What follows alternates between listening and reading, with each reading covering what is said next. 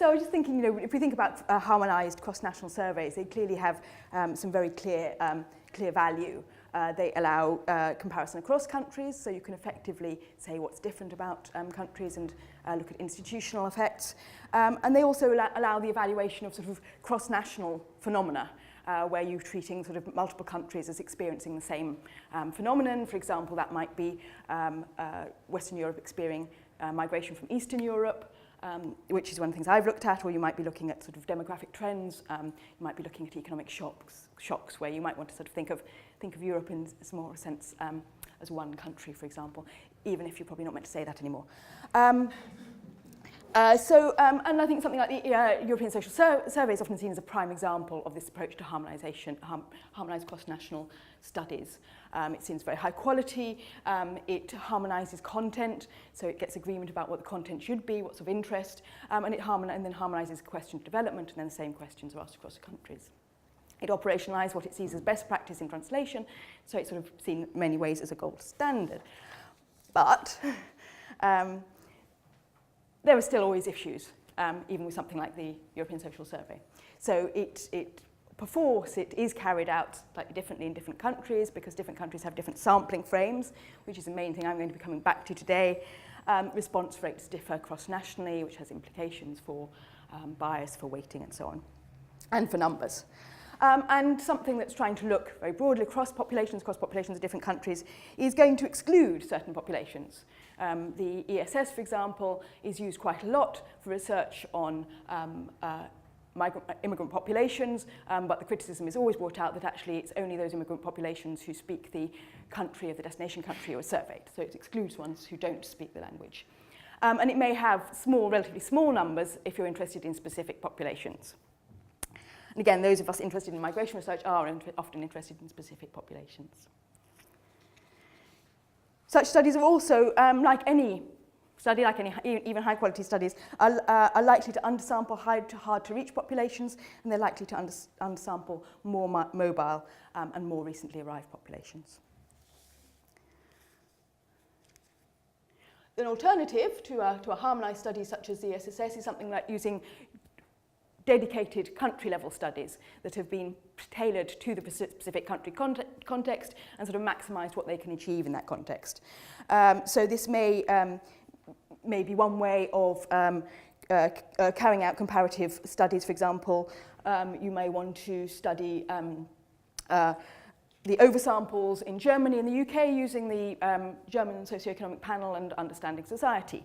And that would get you around some of the issues of particular samples. But of course, this involves post hoc harmonisation, which is always more challenging than harmonising in advance, even though that in itself can be quite challenging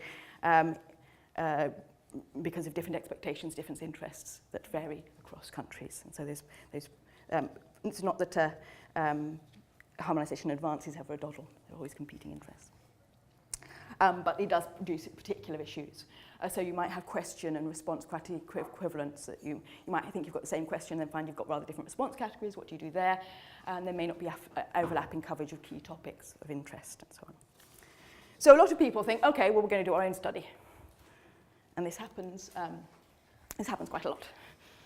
Perhaps more often than might be desirable on occasions. But we see a lot of specific migration studies, for example, using lots of different approaches. And you can think of something like the TIES study, which is the integration of the European second generation.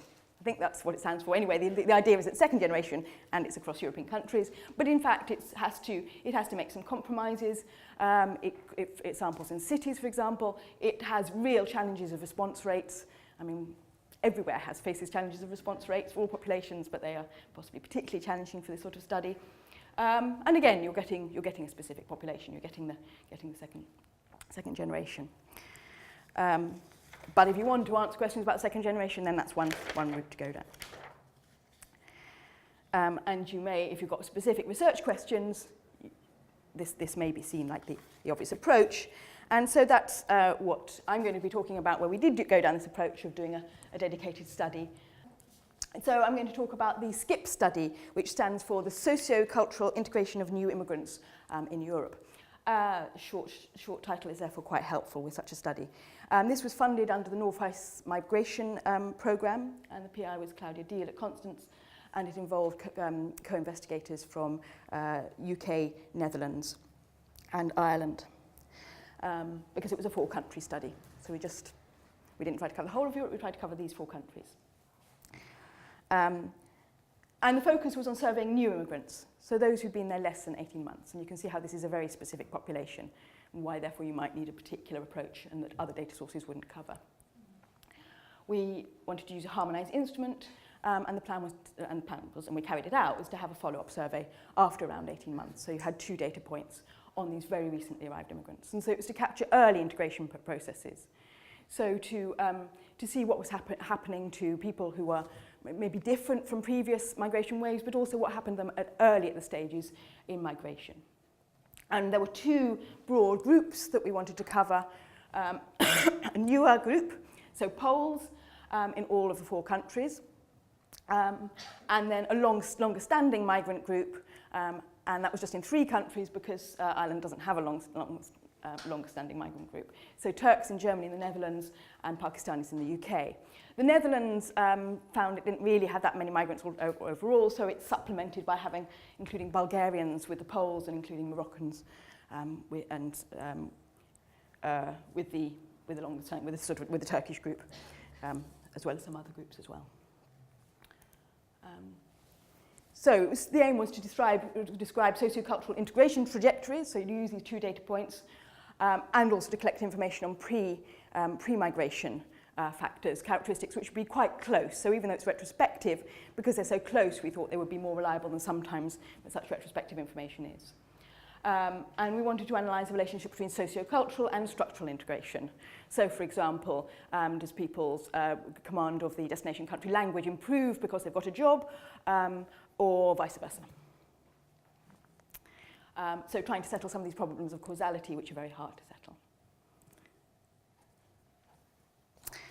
So the key features were that we did have these multiple destinations, and I'll talk about why it's London and Dublin rather than the UK and Ireland when I get into the sampling, and that it captures these pan-European flows, so we can say something about what's happening more generally across Europe, because these destination countries are quite distinct.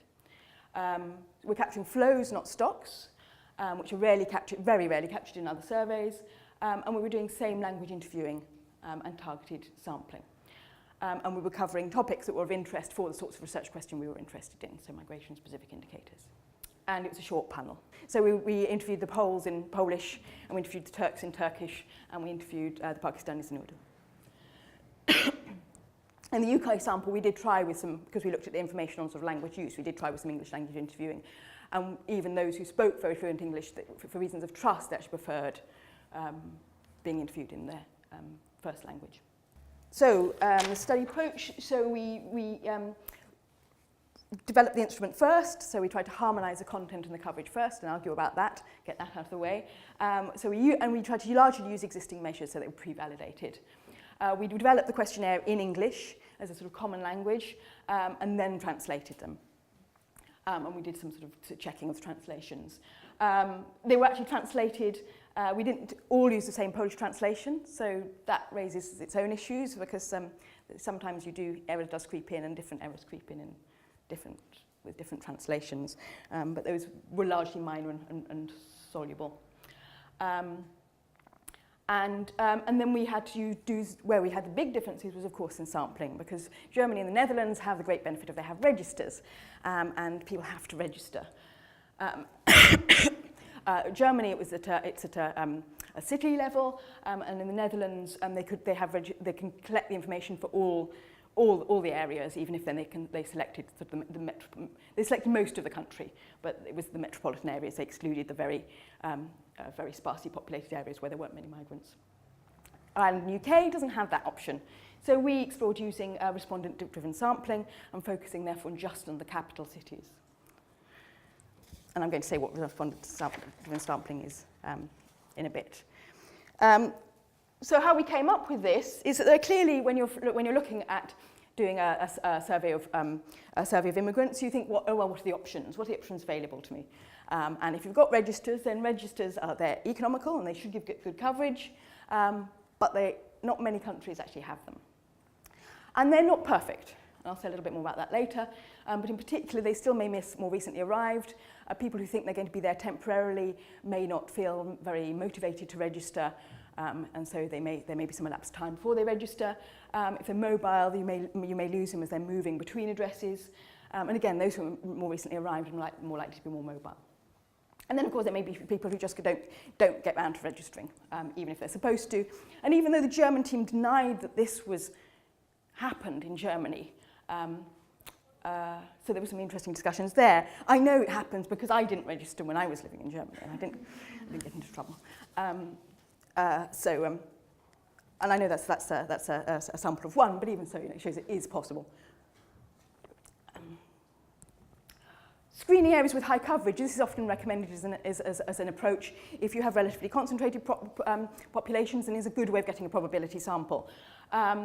And it's sort of sometimes seen as a sort of gold standard, or at least the gold standard if you don't have registers in terms of coverage. But it does require sufficient concentration of the groups of interest, and it's difficult to implement for more specific populations. So there was a sort of pilot study that looked into it, sampling refugees in this way, for example, and it's really hard actually to pick up enough numbers. It gets terribly, you get terribly small numbers back, and it gets terribly expensive. And similarly, if you're trying to get the recently arrived, it would just be astronomically expensive. This is the approach that's being used, that was used for the Ethnic Minority Boost Funded Standing Society, for example, which I've got a lot recommended, and has been more recently used for the new Immigrant and Ethnic Minority Boost for Understanding Society. But its coverage is likely to be better, but there still will be variation according to sort of how engaged the doorstep respondents are and whether they do actually identify eligible populations. Other approaches, there are careful quota sampling methods, chain recruitment methods, centre-based measures of increasing in popularity, or you can do things like name-based. So if you can get hold of data about people's credit cards and their names, then you can identify what country they came from on the basis of their names and then their addresses, and then try and sample and screen that way. We even tried a little bit of that. But again, you need to have people who are giving their information and that are staying long enough in an address that you can then catch them. And then I put other ad hoc, there's lots of ad hoc approaches that can be used. So in Germany and the Netherlands, as I say, we used registers, and they delivered pretty good sample sizes. Germany, it was this random sample from population registers in 5 cities, and in the Netherlands it was 40, most of the Netherlands. But there were these issues that not even registers are perfect. There were a lot of wrong addresses, whether this was because people moved or whether it was simply wrong information. It meant that there were problems in getting enough numbers, and there were problems in reaching sort of hard to reach respondents. In the Netherlands as well, there was an additional issue that in the Netherlands people tended not necessarily to register very promptly, and so a lot of the people who looked like they'd arrived 4 months ago had actually been there for 2 years, say, and so they weren't eligible. But that was only picked up later. So quite a large proportion of the sample was actually ineligible according to our criteria. So there had to be approaches to try and address these issues. In Germany, they added an extra city, for example, and in the Netherlands, they added extra groups. And you can just see some of this issue with the wrong address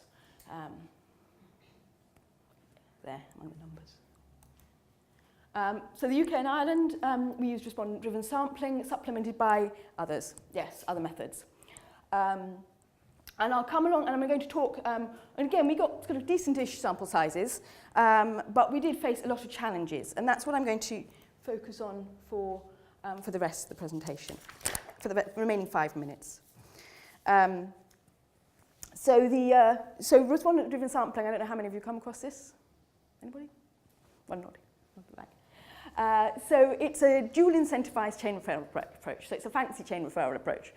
So you find some what are called seeds, you interview them and you give them an incentive for carrying out the interview, and then you give them vouchers and you ask them to give these to other people. And if the other people come to the researcher and say, I want to be interviewed, I've got this voucher, give me my incentive, then the person who referred them also gets a secondary incentive. So they have kind of an incentive to pressurize their networks to respond. And then you keep following that up.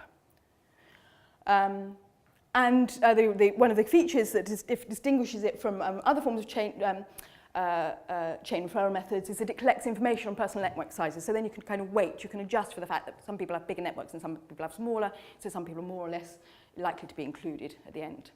And then you keep this process on until you reach some sort of equilibrium where the sample doesn't seem to be changing, and then you know you've got your population preferences.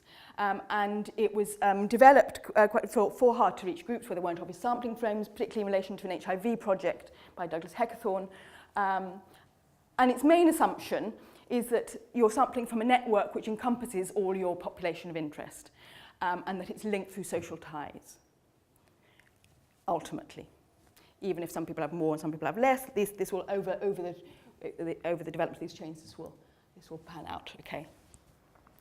And it tends to be, you assume that not only the individuals are well-networked, quite tight networks, but they also wish to remain anonymous. So that's why the passing of vouchers and people self-referring is meant to work well. And these two features would appear to fit migrant populations well, and there have been some studies with migrant populations using it. But it tends to fit more homogeneous and sort of longer-standing populations better than more heterogeneous and recent migrant populations. We thought it was likely to. So a particular issue of concern is how many recent migrants know other recent migrants. We also thought that a lot of the concern, interest in using RDS are around the fact that people want to maintain their privacy. And we thought that was potentially less of an issue for our samples in the UK. There's another issue of clustering, that men tend to be friends with men and women with women, for example, and of social clustering as well. And this can be an issue in RDS generally, that you get these kind of cleavages, so not everybody links up in the end. And of course, people have to be motivated to participate. So the incentive is supposed to do that, but actually, if you're busy, maybe the incentive is quite hard to operationalize so that it does deliver. And if you offer incentives that are too large, then you get cheating involved, so it's difficult. So we adapted it to what we thought were these issues for our population. We had a large number of seeds, so we got lots of diversity from the starting point. We used pseudo seeds who were not recent to try and give us recent migrants that they knew. And we used at-home interviewing or somewhere convenient, so we didn't have a centre where people had to come in.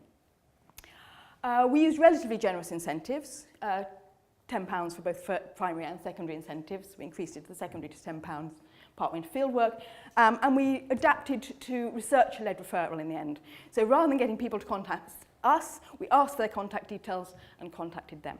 And this is quite a big change, quite a big reversal of the approach, but one that was kind of probably the most successful aspect of the RDS we ever did. Because we still face problems that the network sizes were small. There were a lot of people who didn't have any on the network size, which kind of stymies you from the start. So we had to get a lot of people through these ad hoc methods of collecting seeds. And even if they said they had a person in the network, they didn't necessarily know or give us the contact details. If they did give the contact details, the details were generally good and the people generally responded. But we did have this issue, and this was different. The Poles were particularly reluctant, they were particularly mistrustful, much more than the Pakistani sample. And the Poles were also less well networked than the Pakistani sample. So we ended up with sort of decent sample sizes, but very few referrals for the Poles. It was all these ad hoc methods. We didn't succeed in getting them really through this approach. And we did a lot better with the Pakistanis, but still a lot came through the ad hoc approaches. I think I've got about a minute left, or 30 seconds, yes. Having said all that, so it did face challenges. It's probably, we decided inclusion wasn't the best approach for accessing this recent population, but what were the alternatives? But when we compared it with census data, the most comparable census data we could, on just a couple of key areas, we found that actually the sample didn't look too bad. We somewhat underrepresented Pakistani women, and that was made worse by the chain referral, not better. And we somewhat overrepresented Polish women, and we had slightly more unemployment than you might have expected. But other than that, it wasn't as out as kind of the slightly ad hoc approach might have suggested. So that's my summary of the findings. I think the interesting point perhaps here is that there were differences across groups, so it does suggest there may be some potential, but you have to have more stable, more concentrated and reasonably well-trusting populations for this to work. And they may not be the ones you're most interested in. We've written a paper about the RDS approach, we sort of concluded that some pragmatism is likely to be necessary if you really want to address these kind of quite challenging research questions. Lovely. Thank you very much, Lucinda.